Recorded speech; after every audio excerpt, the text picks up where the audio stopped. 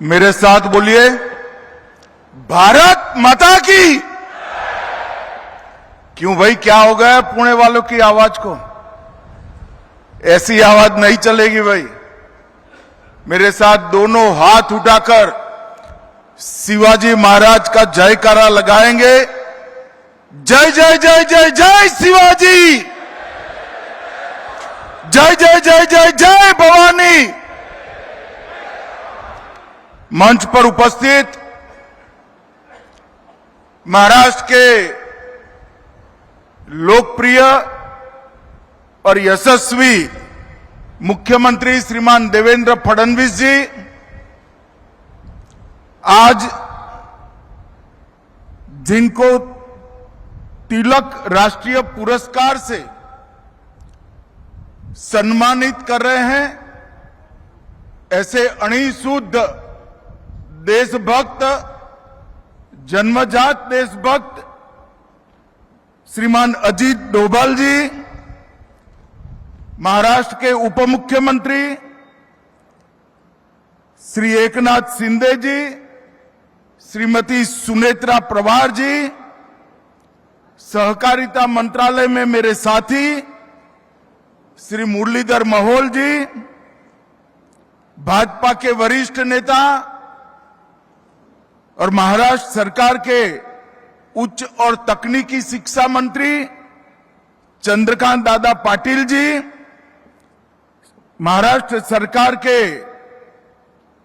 मंत्री उदय सावंत जी, हमारे प्रदेश अध्यक्ष रविंद्र चौहान जी, doctor Rohit Tilak ji, doctor Geetali Tilak ji, doctor Pranati Tilak ji, यहीं की विधायक और मंत्री महाराष्ट्र सरकार में माधुरीताई मिसाल जी, और आज इस सभागार में अजीत जी के सम्मान में एकत्रित आए हुए पुणे के सभी भाइयों बहनों को मेरा राम राम नमस्कार। मित्रों, आज महान देशभक्त, महान स्वतंत्रता सेनानी, दूरदृष्टा और एक प्रखर पत्रकार लोकमान्य बाल गंगाधर तिलक जी की 106वीं पुण्यतिथि है। मैं बड़े मन से तिलक महाराज के जीवन को, उनके सिद्धांतों को और देश की आजादी और देश का रास्ता प्रशस्त करने के लिए उनके योगदान को मनपूर्वक प्रणाम कर कर स्मरण करता हूं। आज अन्ना भाऊ साठे जी का भी जन्मदिन है। अन्ना भाऊ जिस परिस्थिति में पैदा हुए, समाज के जिस वर्ग में पैदा हुए, मातंग समाज से पैदा होकर बहुत अल्प काल का शिक्षा प्राप्त कर अपने आप, कोई व्यक्ति कैसे अपने आप को शिक्षित करता है, इसका अगर पूरे भारत में उदाहरण ढूंढना है तो अन्ना भाऊ साठे जी एकमात्र उदाहरण है। वो स्वयं विद्यार्थी भी थे, वो स्वयं शिक्षक भी थे, और फिर भी न केवल मातंग समाज, न केवल दलित समाज, समग्र समाज के एक महान समाज सुधारक बनकर वो उभरे। वो लोग कवि भी बने, वो क्रांतिकारी विचारों से अपने साहित्य का सृजन भी करे, और वो मराठी साहित्य जगत में साहित्य रत्न और लोक शाहीर भी कहलाए गए। जब अन्ना भाऊ के जीवन को समझते हैं तब मालूम पड़ता है कि पूरे जीवन में जो बच्चा सिर्फ 1.5 डेढ़ दिन ही स्कूल में जा पाया, उसने अपने आप को विद्यार्थी और शिक्षक दोनों बनाकर समाज में इतना बड़ा योगदान दिया। साठे जी को भी मैं मनपूर्वक प्रणाम करता हूं। भाइयों बहनों, आज तिलक महाराज की पुण्यतिथि है। कोई एक व्यक्ति के जीवन पर जब पुस्तक लिखना होता है तो उसके बहुत सारे चैप्टर होते हैं, प्रकरण होते हैं। उनके जीवन में उन्होंने जिस जिस विषय पर योगदान दिया है, जो जो घटनाएं घटी हैं, वो चैप्टर में रेखांकित की जाती हैं। मगर तिलक महाराज पर अगर पुस्तक लिखना है तो चैप्टरों से ही पूरा पुस्तक भर जाएगा। इतना बड़ा योगदान तिलक महाराज का भारत के स्वातंत्र संग्राम में। तिलक महाराज स्वातंत्र संग्राम को एक नई दिशा में, एक नया अर्थ देने के लिए उन्होंने एक महान उद्घोषणा की, स्वराज मेरा जन्मसिद्ध अधिकार है। इस देश की जनता को स्वराज कोई दे नहीं सकता। इस देश की जनता का यह अधिकार है और उसको हम प्राप्त कर रहेंगे। पुनेरी पगड़ी पहनकर जब वो गौरव के साथ वो बात बोले होंगे, मैं कई बार आंख बंद कर सोचता हूं कैसा दैदीप्यमान वो पल होगा जब उन्होंने अमर वाक्य घोषित किया होगा। यही भूमि से शिवाजी महाराज ने स्वराज की घोषणा की थी। उस वक्त उन्होंने कहा था, स्वराज मतलब शासन नहीं, सिर्फ शासन नहीं, स्वराज मतलब हमारा शासन, हमारी भाषा, हमारी संस्कृति और हमारा धर्म, ये जब प्रस्थापित होता है तब ही पूर्ण स्वराज की प्राप्ति होती है। और तिलक महाराज ने भी अपने जीवन में स्वराज के आंदोलन के साथ, स्वतंत्रता के आंदोलन के साथ जनता को जोड़ने का काम किया। और उन्होंने स्वतंत्रता आंदोलन में एक नए प्रकार के राष्ट्रवाद का जन्म दिया, सांस्कृतिक राष्ट्रवाद का। राष्ट्रवादी कई लोग हुए, मगर तिलक महाराज ने जब गणपति उत्सव और शिवाजी महोत्सव शुरू किया, उन्होंने राष्ट्रवाद को देखते देखते सांस्कृतिक राष्ट्रवाद में बदलने का काम किया। उन्होंने आने वाले दिनों में देश के चलने की दिशा भी तय कर दी और कहा कि ये देश जब भी आजाद होगा इस रास्ते पर चलेगा। और वो व्यक्ति की दूरंदेशी देखिए, आज देश सांस्कृतिक राष्ट्रवाद के रास्ते पर चल गया है, चल पड़ा है। अब उसको कोई वापिस नहीं ला सकता। देश यही रास्ते पे चलता रहेगा। तिलक महाराज एक शिक्षक थे, शिक्षा में राष्ट्रीय शिक्षा के आग्रही थे, प्रखर पत्रकार थे। पत्रकार कितना निर्भीक हो सकता है, वो केसरी के तंत्री लेख देखकर ही कोई इसका अनुभव कर सकता है। और एक बहुत बड़े चिंतक के रूप में उन्होंने भारत की आत्मा की अभिव्यक्ति दुनिया के सामने करने का काम तिलक महाराज ने किया। करोड़ों लोगों के हृदय के अंदर स्वराज का मंत्र प्रज्वलित किया। एक युग पुरुष, एक महान शिक्षक, एक निर्भीक पत्रकार, चिंतक, कर्मयोगी, लोकमान्य बाल गंगाधर तिलक की जोड़ पूरे स्वतंत्रता संग्राम में किसी के साथ मेल नहीं खाती है। वो सबसे ऊपर थी। मित्रों, इन्होंने अभी मुझे भी गुजराती में तिलक महाराज की गीता का अनुवाद दिया गया। मेरा सभी युवाओं से आग्रह है, गीता को तिलक महाराज की दृष्टि से पढ़िए, आपके जीवन में कभी आप गलती नहीं कर पाएंगे, ये मैं आपको गारंटी देता हूं। ये जो ग्रंथ है वो श्रीमद् भगवत गीता का व्यवहारू स्वरूप क्या हो सकता।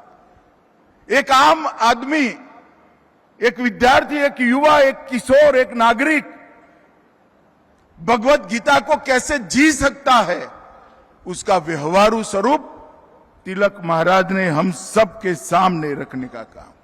उन्होंने उस जमाने में new English school, Deccan education society और फर्ग्यूसन कॉलेज तक की पूरी शिक्षा की चक्र की व्यवस्था पुणे में करने की व्यवस्था की, और उन्होंने बुद्धि को ज्ञान देना ये शिक्षा का काम है। ये मंत्र दिया, चरित्र को दृढ़ीभूत करना वो शिक्षा का काम है, और शिक्षा प्राप्त कर कर जो बड़े होते हैं वो सभी भारत माता के चरणों में समर्पित करें, वो शिक्षा है। वो व्याख्या उन्होंने की।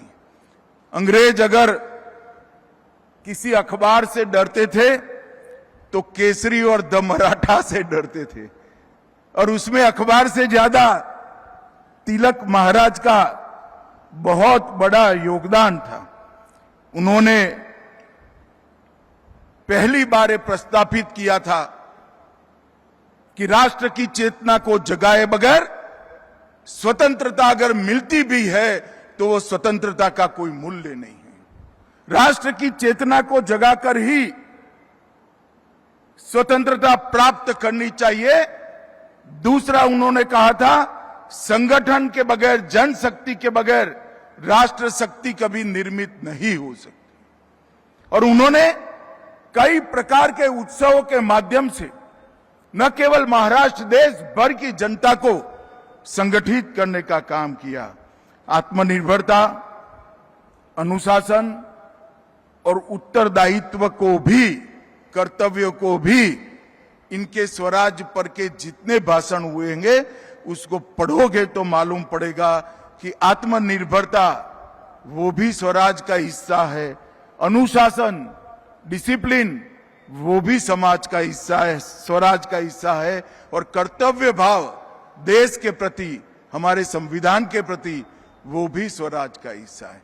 मैं मानता हूं कि एक ही व्यक्ति ने अपने एक जीवन में इतने सारे काम किए कि जब तिलक महाराज का देहांत हुआ, महात्मा गांधी को भी कहना पड़ा ये लोकमान्य थे, लोगों में सबसे लोकप्रिय तिलक महाराज थे। और ये बात हम सब के लिए बहुत अकूत प्रेरणा का स्रोत है। उनका जीवन, उनका कवन जो बोले हैं, जो लिखा है, वो आज के युवा और किशोरों के लिए प्रेरणा स्रोत है। मैं सभी को मन पूर्वक अपील करना चाहता हूं, तिलक महाराज को पढ़िए, आपको मालूम पड़ेगा कि तिलक महाराज का लेखनी कभी कालबाह्य नहीं होगा, ये एटर्नल है, हमेशा देश का मार्गदर्शन करता रहेगा।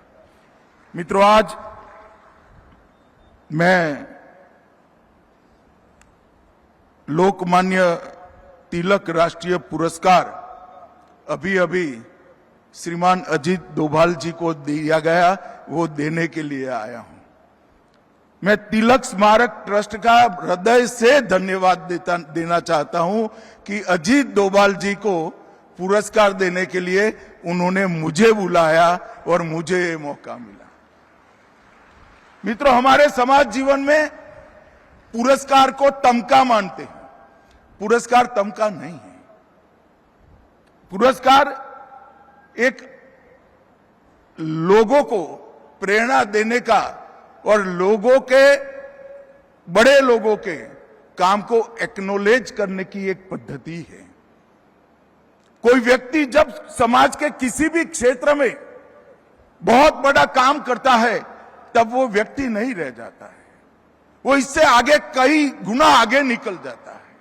और समाज का दायित्व है, उत्तरदायित्व है कि ऐसी व्यक्तियों का सम्मान करना। ऐसी व्यक्तियों का जब सम्मान होता है तब समाज के कृतज्ञ भाव का तो एक प्रकार से निर्वहन होता ही है, क्योंकि जिन्होंने पूरा जीवन समाज के लिए दिया उनको पुरस्कृत करना वो समाज का उत्तरदायित्व है।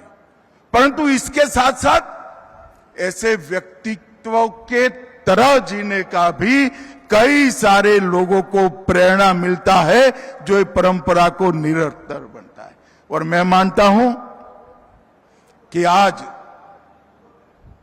तिलक पुरस्कार जो अजीत डोभाल जी ने को मिला है, इस देश के लिए जीने वाले, इस देश के लिए काम करने वाले हर क्षेत्र के नागरिकों के लिए ये बहुत बड़ा प्रेरणा का स्थान बनेगा।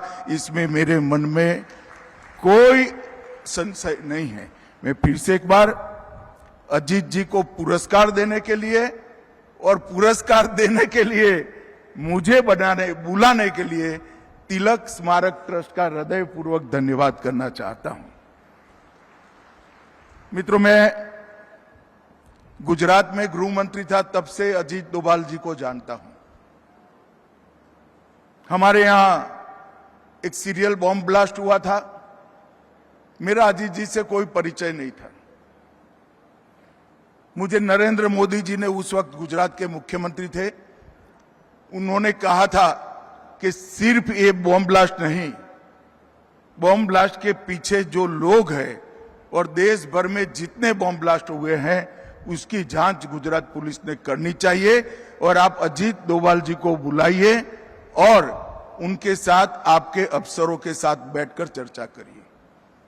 मुझे याद है मेरे घर पर अजीत जी आए थे, दोपहर का वक्त था और उन्होंने जो टिप्स दी थी इसका परिणाम ये था कि न केवल अहमदाबाद बॉम्ब ब्लास्ट, देश भर के 13 बॉम्ब ब्लास्ट एक साथ गुजरात पुलिस ने रिजॉल्व किए थे। ये बहुत बड़ी उपलब्धि।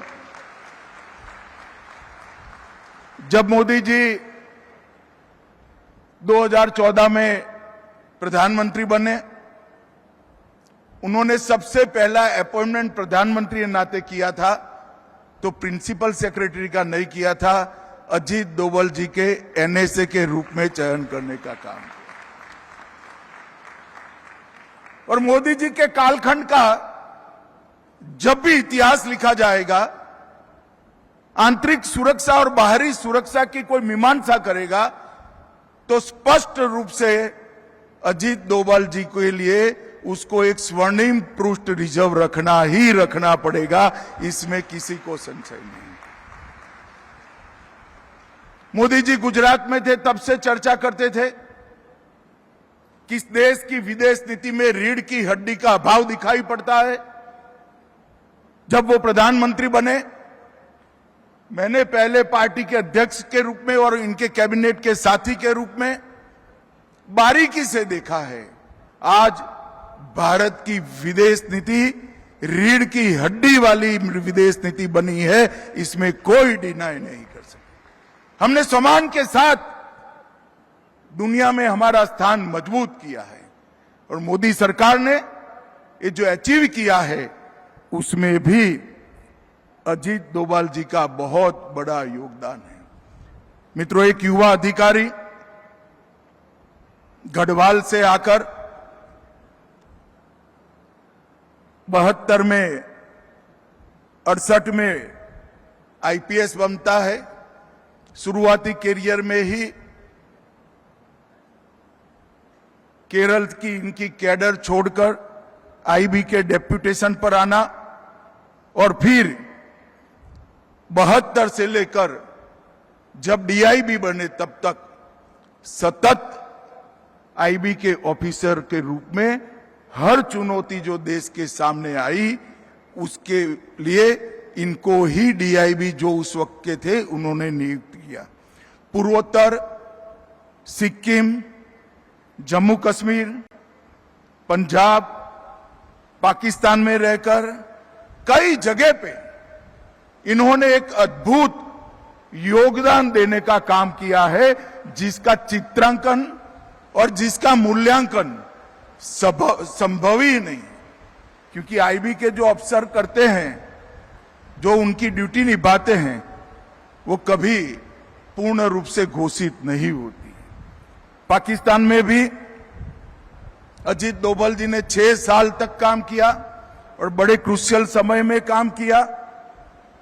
उसके बाद आईबी में उनको ऑपरेशन विंग में नियुक्त किया गया और मैं गृह मंत्री के नाते कह सकता हूं, मल्टी एजेंसी सेंटर देश की आंतरिक सुरक्षा की रीढ़ की हड्डी आज बना है। मोदी जी के आने के बाद 19 के बाद हमने उसको पूरी तरह से पुनर्जीवित भी किया है और एक नया अवतार भी आज के समय के रूप में लाए हैं। परंतु मैक के स्थापक अध्यक्ष अगर कोई था तो अजीत डोभाल जी थे। उन्होंने ही मैक की नींव, मजबूत नींव रखने का काम किया। 2004 में डीआईबी बने और डीआईबी बनने के बाद 2005 में वो सेवानिवृत्त हुए। मित्रों, उसके बाद भी विवेकानंद इंटरनेशनल फाउंडेशन के माध्यम से भारत की विदेश नीति, भारत की आंतरिक सुरक्षा और भारत की बाहरी सुरक्षा ये सुनिश्चित करने के लिए लगातार वो अनेक सालों तक काम करेंगे। 2005 से 14 का विवेकानंद इंटरनेशनल फाउंडेशन के अध्यक्ष के रूप में उनका कार्यकाल और वहां पर जो चिंताएं की गई, चर्चाएं की गई, जो निष्कर्ष पर पहुंचा गया, वो निष्कर्ष सारा रिजोल्यूशन में और किताबों में बंद था। मगर 2014 में जब नरेंद्र मोदी जी प्रधानमंत्री बने, अजीत डोभाल जी को उन्होंने एनएसए बनाया और जो भी मंथन हुआ था उसको जमीन पर उतारने का काम कर दिया। अजीत डोभाल जी को हम एनएसए के रूप में जानते हैं, मगर हम नहीं जानते क्योंकि ऐसी चीजों का प्रचार नहीं होता है। मगर आज मौका भी है, दस्तूर भी है। अजीत डोभाल जी देश के सबसे लंबे कार्यकाल तक एनएसए रहने का सम्मान भी श्री अजीत डोभाल को जाता है। और उन्होंने अनेक दृष्टि से भारत की सेना को आधुनिक बनाना, समसामयिक परिवर्तन करना, सेना के अंदर टेक्नोलॉजी और वीरता दोनों का एक अद्भुत फाइन ट्यूनिंग करना, कई प्रकार के बड़े फैसले अजीत जी के कार्यकाल में नरेंद्र मोदी जी ने लिए हैं। और नरेंद्र मोदी जी के फैसलों के पीछे डोभाल जी का बहुत लंबा अनुभव सिद्ध सलाह भी होता था। और बहुत, मैं एक वाक्य में भी कहना चाहता हूं, हमारी सेना की सुरक्षा क्षमता और आक्रामक क्षमता को आमूल चूर परिवर्तित करने का काम ये 12 साल में नरेंद्र मोदी जी ने किया है और इसमें डोभाल साहब का बहुत बड़ा योगदान है। इसलिए जब मुझे ट्रस्ट का फोन आया कि श्री अजीत डोभाल जी को हमारी कमेटी ने इस वर्ष के तिलक पुरस्कार के लिए चयन किया है, अगर आप आ सकते हैं तो हमें अच्छा लगेगा। मैं कहूं आपको तो अच्छा लगेगा नहीं लगेगा मुझे मालूम नहीं है, मगर डोभाल साहब को पुरस्कार देते हुए मुझे बहुत अच्छा लगेगा, मैं जरूर आऊंगा। और मित्रों, आज हमने इस सभागार में बैठकर तिलक महाराज की भूमि पर, शिवाजी महाराज की भूमि पर, पेशवाओं की भूमि पर हमने एक बहुत स्तुत्य काम किया है। एक अणिशुद्ध देशभक्त, एक जन्मजात देशभक्त का सम्मान करने का मैं ईश्वर को प्रार्थना करता हूं और देश भर के कई लोग करते हैं कि अजीत डोभाल जी शतायु हो और लंबे समय पर तक पूर्ण स्वास्थ्य के साथ अपना योगदान देश की सुरक्षा के लिए देते रहे। और मैं फिर से एक बार तिलक स्मारक ट्रस्ट को भी बहुत बहुत धन्यवाद करना चाहता हूं कि इन्होंने एक बहुत स्तुत्य काम किया है कि अजीत डोभाल जी को महान तिलक स्मारक से अवार्ड से आपने पुरस्कृत किया है। इसके लिए हम सब आपका धन्यवाद करते हैं। मेरी बात यहीं समाप्त करता हूं। वंदे मातरम।